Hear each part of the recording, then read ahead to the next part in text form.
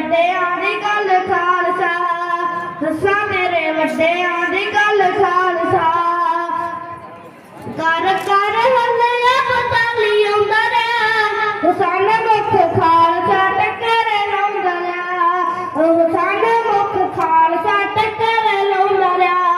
ਹੁੰਦੇ